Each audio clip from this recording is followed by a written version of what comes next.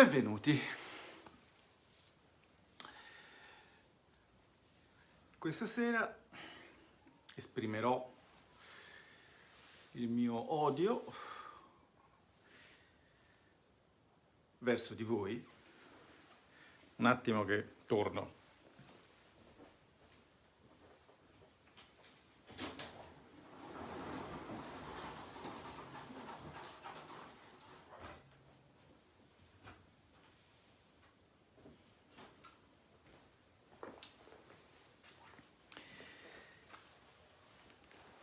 Parlandovi di cose che interessano me, perché questa è la mia diretta.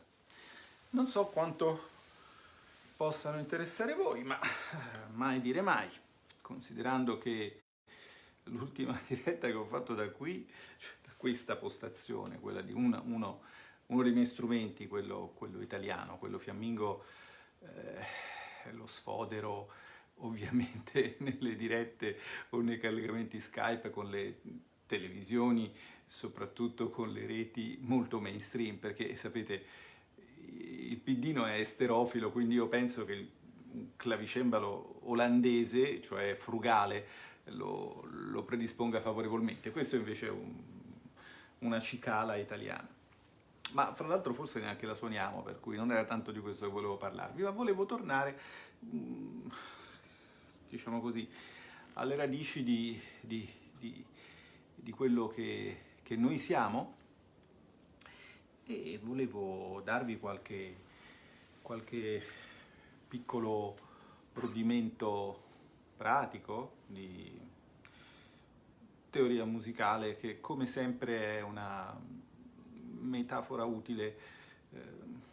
Sono andato alla ricerca di che cosa volevo dirvi facendovi vedere quello che adesso vi farò vedere, che sono cose che diciamo i più preparati di voi sicuramente già sanno, e però vorrei partire da quando in una diretta precedente qui dalla postazione italiana vi avevo spiegato, facendovi vedere come si accorda lo strumento, che nel frattempo si è scordato perché devo stare appresso a politica e i suoi guitti, che ieri tante soddisfazioni ci hanno dato, come avrete visto. Comunque, insomma, vabbè, sto trascurando. Comunque già ho un disco pronto che per settembre, insomma, so che a un certo punto scomparirò e passerò 3 giorni a fare una cosa bella. Ma insomma, quando vi ho spiegato come si accordava questo strumento, abbiamo parlato degli intervalli musicali, abbiamo parlato del fatto che questi intervalli si esprimono come rapporti di frequenze. Per esempio l'ottava fra questo Do e questo Do, ora è scordato come sentite, il Do acuto vibra il doppio. Vi ho anche spiegato che il filosofo, che essendo un immigrato, non so se clandestino o meno, perché se non ricordo male era nato a Samo e poi è finito a Crotone, insomma, ci ha spiegato queste cose, che era Pitagora. Lo aveva fatto i suoi esperimenti sulla natura dei rapporti intercorrenti fra le note con vari tipi di strumento. Credo che anche se ve lo cercate su Wikipedia trovate delle stampe così del 500, quindi non contemporaneo, non 500 avanti, 1500 dopo, dove si vede appunto Pitagora con le campane, lì il suono varia in dimensione della massa, più la massa della campana è grande, più il suono è grave, e però soprattutto lui aveva lavorato, almeno si dice, col monocordo, quindi questa sera, diciamo così, volevo farvi vedere una cosa per farvi capire cosa si intende con rapporti. Vediamo se la vedete, perfetto. Questa è una chitarra, un raro esemplare di chitarra a 5 corde e buco, 5 corde, il buco è qui, perché purtroppo è passata per le mani di mio figlio, ma insomma una volta era una chitarra con 6 corde e senza buco, aveva solo... per farvi capire quello che vi ho spiegato la volta scorsa, no? Prendiamo, lo sentite? Avete bisogno di un microfono? Microfono, cardioide, direzionale, lo sentite? Questa è la corda, mi basta una corda in realtà, quindi anche se la chitarra ne ha 5 superstiti, io userò solo questa. Questo è un Sol. Se io la corda la smezzo, la divido a metà, tastandola qui, e quindi faccio suonare solo questa parte, che è metà della corda, ottengo un altro Sol, che però è un Sol un'ottava sopra. In altre parole, dimezzando la corda, ho raddoppiato le vibrazioni. Vi ricordate quel discorso 2 su 1, 3 su 2, 4 su 3, 5 su 6? Ecco, per esempio, se io invece prendo i 2 terzi della corda, quindi questi sono i 2 terzi e questo è un terzo,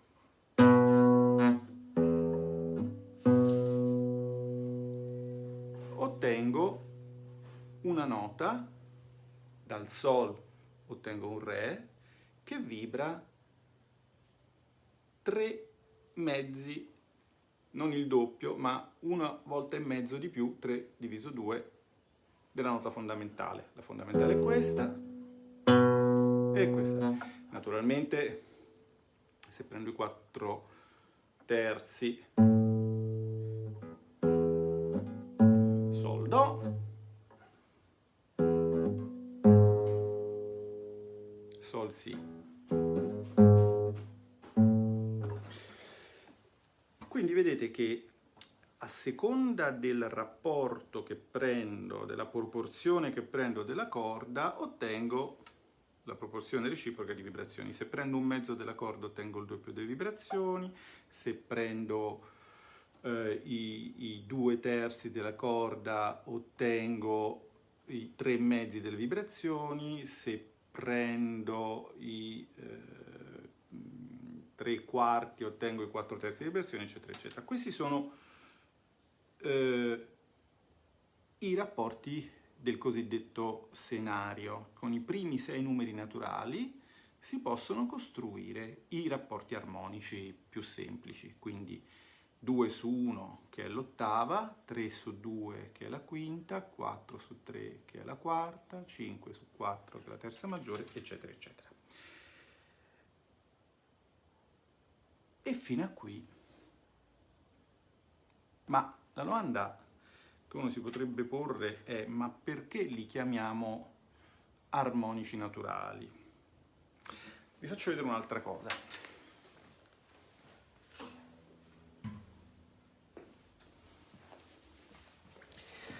Dunque,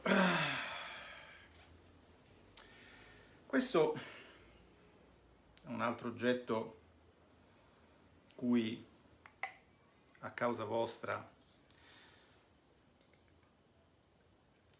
desidererei che vi sentiste in colpa. Non posso dedicare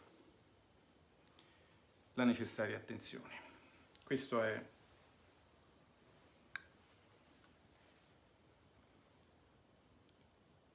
non so se qualcuno di voi lo sa, ma insomma, se non lo sa glielo dico io. Questo è un flauto traverso. Ora, naturalmente voi, grazie alla riflessione dello schermo della diretta, me lo vedrete impugnare al contrario, e questo per tutto il Medioevo e per tutto il Rinascimento non sarebbe stato un grosso problema, perché effettivamente a quell'epoca non c'era un verso in cui si suonava questo strumento. Poi però dal 700 sostanzialmente si è partiti dall'idea che si suonasse così.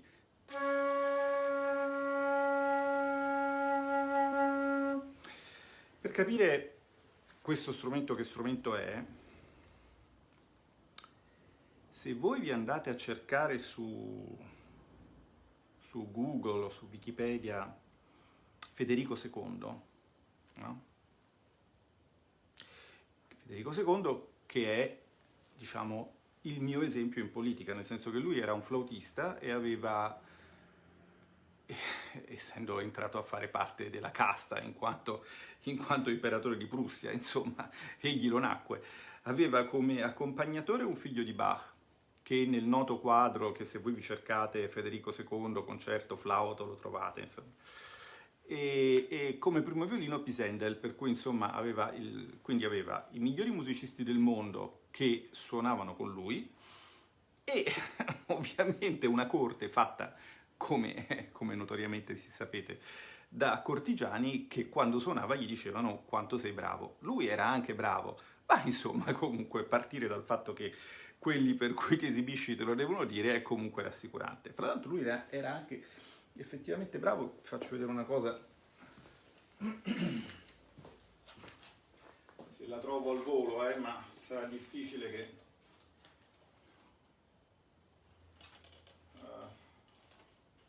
no, non la sto trovando al volo, quindi ah no, eccola qua. No. Jacques Martin Marais.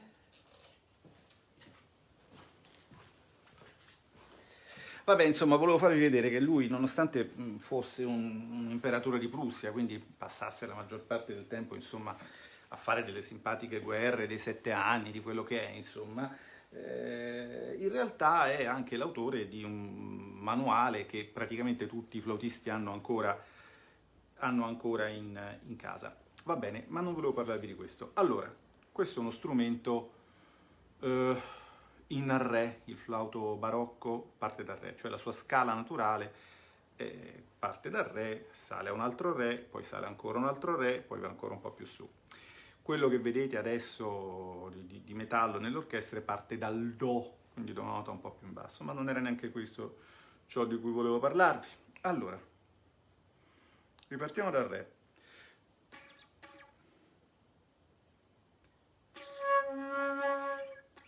Aspetta che qua ho un problema di imboccatura perché...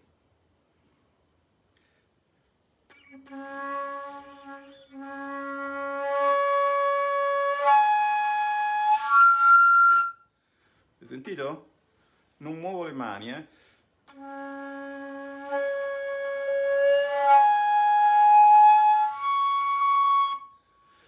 senza muovere le mani.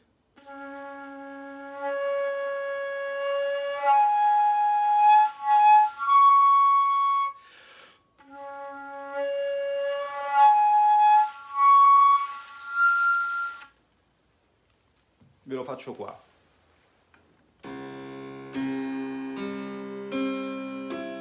È scordato, però senza muovere le mani, ma muovendo qualcos'altro che non vedete, insomma un giorno qualcuno lo vedrà. Io ho già il mio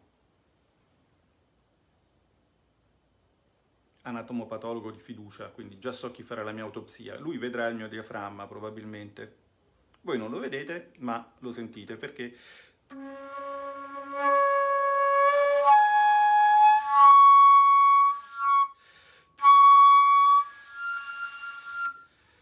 senza muovere le mani, ma semplicemente applicando più pressione, sentite che applicando più pressione si passa da una nota grave, la fondamentale, il re, al re sopra, quindi si fa la stessa operazione che sulla chitarra faccio smezzando la corda, nel senso tastandola a metà, qui la faccio soffiando un po' più forte, applicando un po' di energia, e quindi questo vibra in un certo modo, questo vibra il doppio. Poi re, la, una quinta sopra, la, re, una quarta sopra, e poi l'ultimo è re, fa diesis, quindi avete i primi re, re, la, re, fa diesis, i primi 5 armonici naturali, che adesso forse è anche più chiaro perché si chiamano armonici naturali, perché sono nella successione che trovate quando voi riuscite a scomporre una nota fondamentale semplicemente applicando, in questo caso, una maggiore emissione di fiato.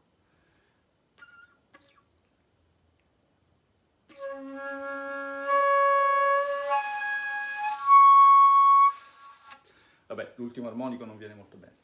Se li suonate insieme vi danno un accordo di Re maggiore. Questo fa schifo perché adesso non mi rimetto ad accordare, altrimenti perdiamo tempo. Che cosa volevo farvi vedere? Lo faccio vedere in un altro modo. Prendiamo il primo armonico, no?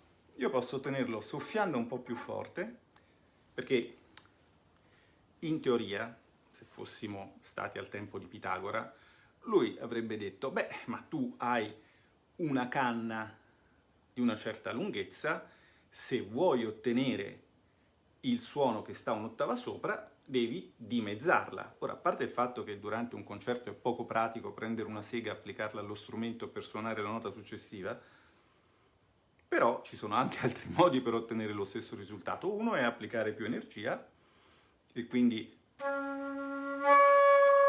un altro è fare così.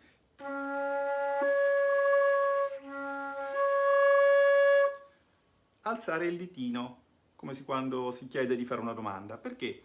Perché praticamente, per uno strano mistero dell'acustica, che non è una scienza esatta, se voi scoprite, lo vedete, questo foro, la frequenza del Re raddoppia. In questo modo, per esempio, per ottenere il quarto armonico, il Re acuto,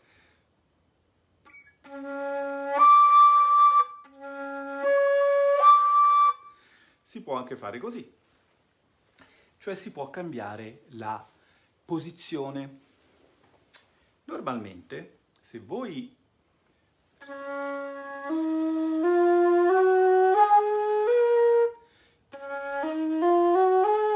vedete, più dita togliete, più si accorcia la canna e più il suono sale. E quindi, diciamo, togliere dita su un flauto equivale a rendere meno, a prendere, ad accorciare una corda sulla chitarra tastandola. Da qui una prima lezione che penso che possa esservi utile. Ci sono sempre due modi di fare le cose, in realtà ce ne sono infiniti, ma insomma ci sono due classi di modi di fare le cose. Una è con la forza, voglio andare più in alto, soffio di più. Funziona. Un altro è con l'intelligenza, voglio andare più in alto. Si vede che non lo sono mai,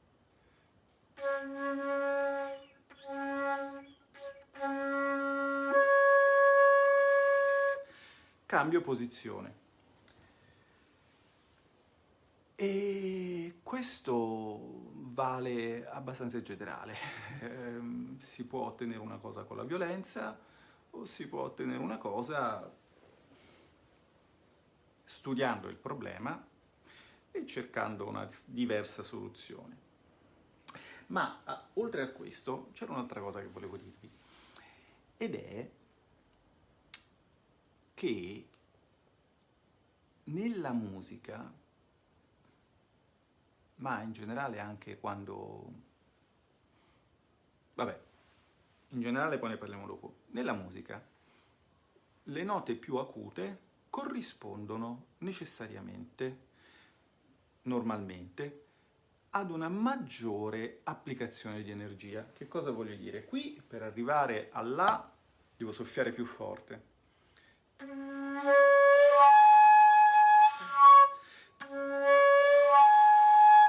Voi non lo vedete, io sì, lo sento. Qui, per salire da un Re a un La, comunque applichi una maggiore energia.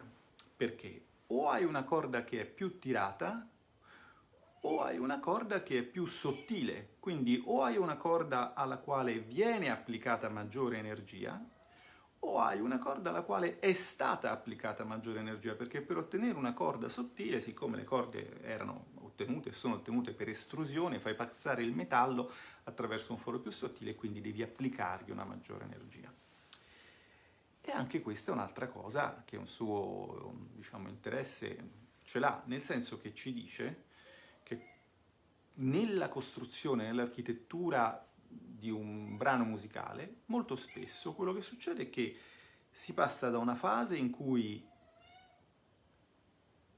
trasformi, diciamo, in cui accumuli energia potenziale e poi c'è una fase in cui la rilasci. Normalmente, adesso qui vi dovrei fare tutto un discorso che non vi faccio perché non c'è tempo, non ho voglia, voglio andare a dormire presto.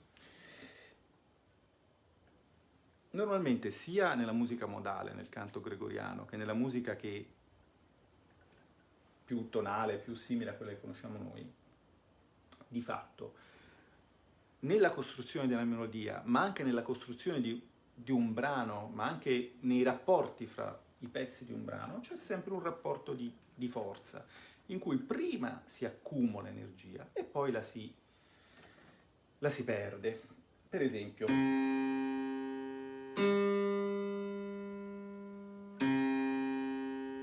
questo Re, La, Re, è un nucleo che potrebbe anche essere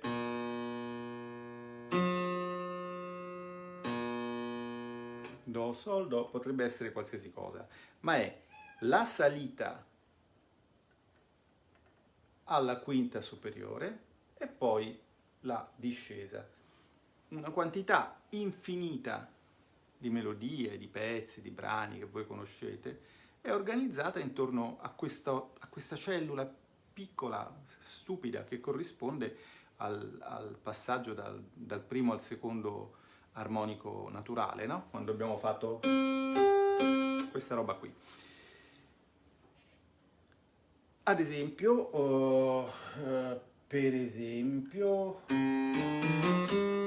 poi come si sale e come si scende ovviamente cambia molto e si può arrivare da qui a qui e tornare qui in tantissimi modi.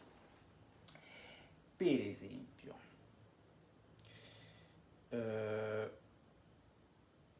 una delle melodie più note del barocco si chiama Fuggi dolente core, no? E di fatto come funziona? Così.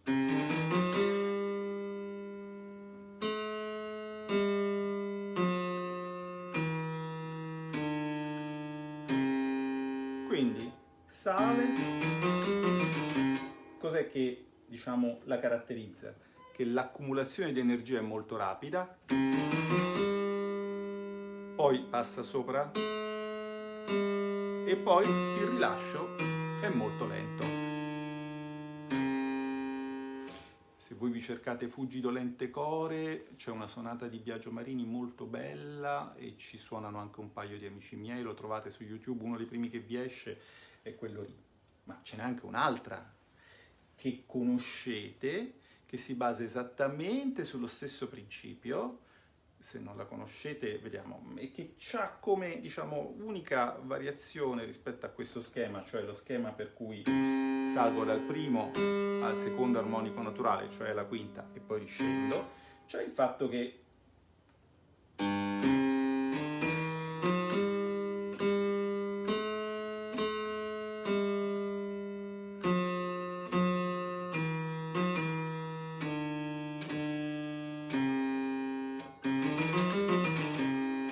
il discorso è sempre quello, dal Re salgo al La e poi riscendo al Re. Qui però ci aggiungo che parto dalla basso per dargli un po' di slancio, questa è quella che in retorica musicale si chiama l'anacrusi. La scala è ornata, le note sentite hanno una scadenza, sono puntate, quindi diciamo non sono tutte uguali, c'è una che dura di più, una che dura di meno. Questa è la melodia di Pavlast, della Moldava, di Smetana. Infatti, diciamo, l'idea di farvi vedere come era costruita questa melodia e mi era venuta quella volta che uno dei tanti Gwit asterisco di sinistra aveva detto che non si deve dire patria ma matria, e allora attraverso tutta una stranissima associazione di idee mi era venuto, adesso gli devo fare un post sulla Moldava, su come è costruita la melodia, su come si accumula la tensione in una melodia, su come si scarica la tensione in una melodia. Puoi accumulare tensione rapidamente come in Fuggi dolente core, no? Perché fuggi, quindi chiaramente essendo un fuggi deve salire.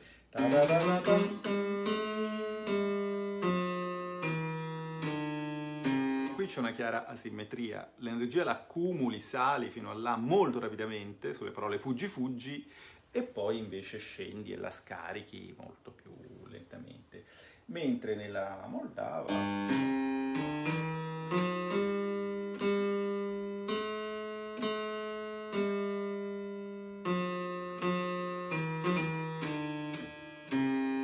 diciamo che il processo è abbastanza simmetrico, si sale con un po' più di calma e si scende con quasi altrettanta calma. E ci sarebbero tantissime altre cose da dire, per esempio avete sentito che in tutti e due i casi nessuno fa la cosa stupidotta da esercizio di solfeggio, ma si arrischia sopra, vi infligge questo, quindi alla fine la melodia abbraccia questo intervallo, che è un intervallo molto intenso, un intervallo molto importante nella storia della musica occidentale, è l'intervallo di sesta minore, perché se questa è una quinta, re, la, re, si, il la, dal la sali al si, quindi aggiungi 1 e dalla quinta quello che canti è una sesta. E questo è un intervallo molto bello, molto intenso, molto sensuale, che è anche uno degli intervalli, diciamo così, più facili da cantare. Già, per esempio, questo non è facile da cantare, quindi già nella musica polifonica, già in Josquin, diciamo, questo è l'intervallo più ampio, facile da cantare. Ora, naturalmente, siccome avete capito che più l'intervallo è ampio, più io sto applicando energia, questo diventa l'intervallo, diciamo così, è uno degli intervalli più espressivi, più legati alla passione, al sentimento, all'amore.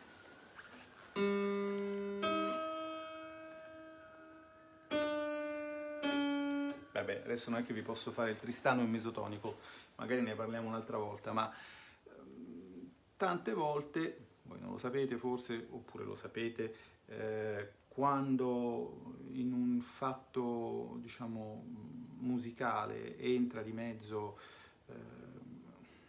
la passione di qualche tipo,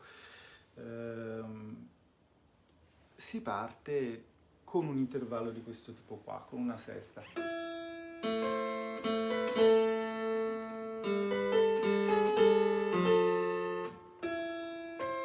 Per esempio in Erbarme nella Passione secondo Matteo, no?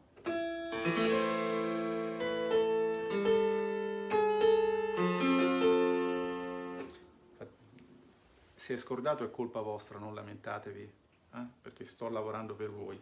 Si parte con una sesta e il momento è un momento di grandissima passione, perché entra in scena uno degli ingredienti fondamentali della politica, che non è il pentimento ma il tradimento, perché quest'aria, per chi sa di che cosa sto parlando, Adriana sicuramente lo sa,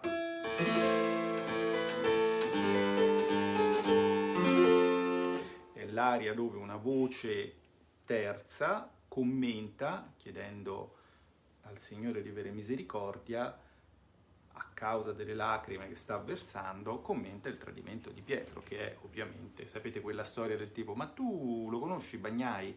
Bagnai, per dire. Come disse Woody Allen a qualcuno, dovrò pure ispirare. Voi non dite che mi conoscete, perché vi assicuro che è ancora più salubre il non farlo del farlo. Io nel frattempo cerco di non farmi crocifiggere e, diciamo così, almeno in televisione ci riesco abbastanza bene. Se poi, diciamo così, baci di Giuda ne ho già avuti diversi, tutto sommato il colesterolo è sotto controllo e siamo ancora qui. Bene, allora, che cosa volevo dirvi? Ecco, volevo dirvi che c'è una normale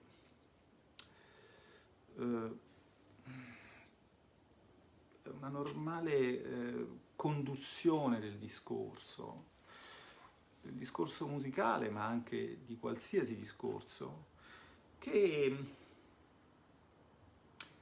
deve appoggiarsi su dei punti.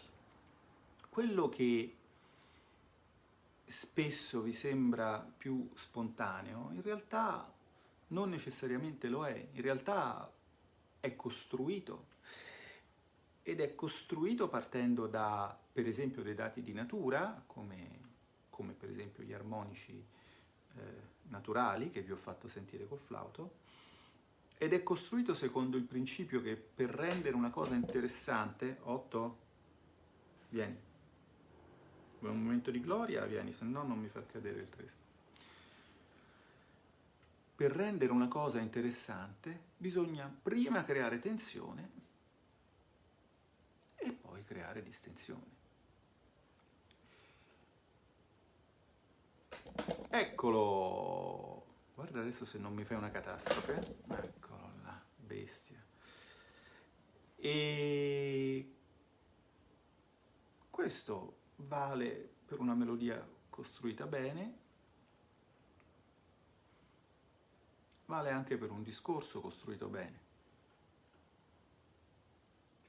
Io per esempio ho dei colleghi che si vede che hanno fatto politica da sempre, l'hanno fatta con impegno e con passione nelle piazze, soprattutto diciamo ex altera parte, ce ne sono molti che così da sinistra, prima di andare a braccetto con il capitale finanziario, arringavano le folle di braccianti nelle piazze della sterminata Magna Grecia. Li senti perché quelli hanno questo andamento monocorde, perché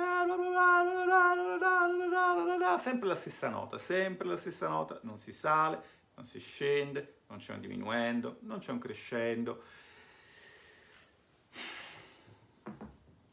E ci deve essere un motivo se i 10 minuti quando parlano gli altri mi sembrano così lunghi e i 10 minuti quando parlo io mi sembrano così corti. E probabilmente è in massima parte questione di musica, penso che dipenda da questo. Allora, sintesi. Ci sono due modi per ottenere le cose, uno con la forza e un altro con l'intelligenza, e c'è un modo per rendere le cose interessanti, che è prima creare tensione e poi creare distensione. Tutto quello che vi piace, se vi piace, è costruito così, ed è costruito così,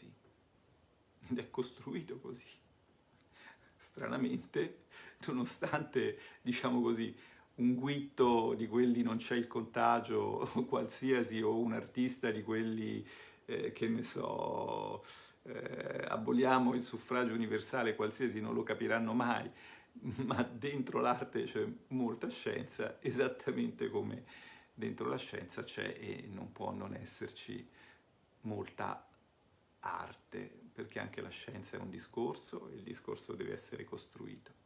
Le scienze sono tutte umane, nessuna scienza è esatta per chi la conosce veramente bene, e tutte le sciocche polemiche che vedo su Twitter, che come sapete portano al blocco immediato chiunque non esibisca immediatamente un dottorato in epistemologia conseguito presso una primaria università, e voglia parlare di scienza viene immediatamente schiantato sui social perché ne parlavo oggi con dei ragazzi che mi hanno invitato a fare una lezione. Una delle cose che la pandemia ci ha spiegato, ci ha messo in luce, sono i pericoli della deriva scientocratica. Forse per capire quanta arte deve esserci nella scienza perché essa sia legittimamente scienza, sei avvantaggiato quando hai capito quanta scienza ci deve essere dentro l'arte perché essa sia legittimamente arte. Io voglio molto bene a tutti, anche diciamo, i diversamente avvantaggiati che queste cose non hanno avuto l'opportunità di capirle, e vi ho detto che avrei seminato odio, l'ho fatto e adesso, avendo esaurito la tensione, me ne vado a dormire e voi pensate a come sono fatte le melodie che vi piacciono e ricordatevi che la nota più alta è sempre la più importante del pezzo, se il musicista è sufficientemente scienziato da essere anche un bravo artista. Buonanotte.